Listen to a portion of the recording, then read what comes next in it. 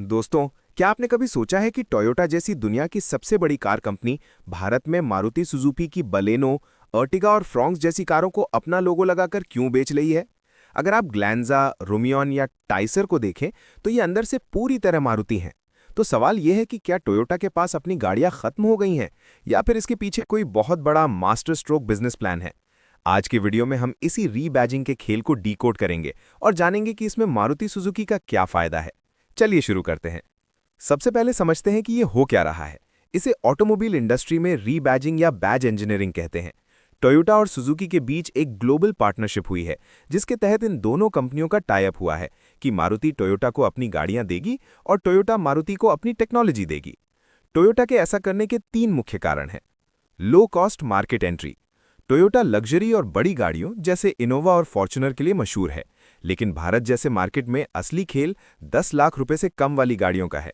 नई car scratch से बनाने में हजारों करोड़ रुपए और सालों का वक्त लगता है। मारुति की बनी बनाई कारों को लेकर टोयोटा ने बहुत कम खर्च में इस सेगमेंट में एंट्री मार ली। स्पेयर कैपेसिटी का इस्तेमाल। कर्नाटक में टोयोटा के 2 बड़े प्लांट हैं, जिनकी कैपेसिटी बहुत ज्यादा थी, लेकिन गाड़ियां कम बिक रही थीं।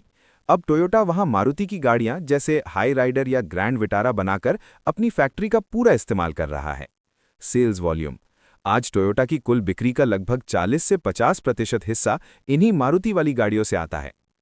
अब आप सोचेंगे कि मारुति अपनी बेस्ट सेलिंग कारें टोयोटा को क्यों दे रही है? क्या वो अपना ही कॉम्पिटिटर खड़ा नहीं कर रहे? जवाब है नहीं।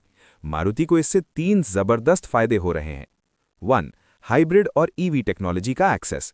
मारुति के पास अपनी खुद की कोई बड़ी हाइब्रिड या इलेक्ट्रिक टेक्नोलॉजी नहीं थी। इस डील के बदले टोयोटा अपनी world class strong hybrid technology Maruti को दे रहा है। आज जो आप ग्रैंड विटारा में हाइब्रिड इंजन देखते हैं, वो दरअसल टोयोटा की देन है। 2. Premium image. इन्विक्टो। मारुति हमेशा से सस्ती कारों वाली कंपनी मानी जाती थी, लेकिन टोयोटा के साथ जुड़ने के बाद मारुति ने इनोवा हाईक्रॉस को लेकर अपनी इन्विक्टो लॉन्च की। इससे मारुति को प्रीमियम सेगमेंट में पहचान मिली। 3. Global reach. इस पार्टनरशिप के तहत मारुति की गाड़ियां सिर्फ भारत में ही नहीं, बल्कि अफ्रीका और दूसरे देशों में भी टोयोटा के नाम से बेची जा रही हैं। इससे मारुति के पार्ट्स और इंजन्स की डिमांड पूरी दुनिया में बढ़ गई है। अब बात करते हैं आपकी जेब की। अगर गाड़ी सेम है तो ग्राहक टोयोटा क्यों खरीदे? इसकी भी कुछ फायदे हैं ग्राहक को टोयोटा खरीदने के। 1. वारंटी।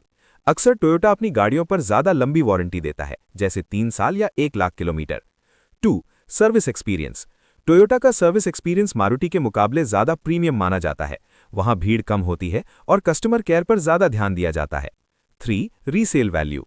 कई बार टोयोटा के लोगों की वजह से गाड़ी की रीसेल वैल्यू मारुति से थोड़ी बेहतर मिल जाती है। तो सीधा सा गणित ये है कि टोयोटा को मिला मार्केट शेयर और मारुति को मिली टेक्नोलॉजी। ये एक विन विन सिचुएशन है। अगली बार जब आप सड़क पर ग्लैंजा देखें, तो समझ जाइएगा कि ये सिर्फ एक कार नहीं, बल्कि दुनिया की 2 सबसे बड़ी कंपनियों की चालाकी भरी साझेदारी है। आपको क्या लगता है, क्या टोयोटा को अपनी खुद की छोटी कारें बनानी चाहिए, या ये रीबैजिंग सही है? कमेंट में जरूर बताएं। वीडियो पसंद आया हो तो लाइक करें और ऐसी ही जानकारी के लिए चैनल को सब्सक्राइब करें। मिलते हैं अगले वीडियो में।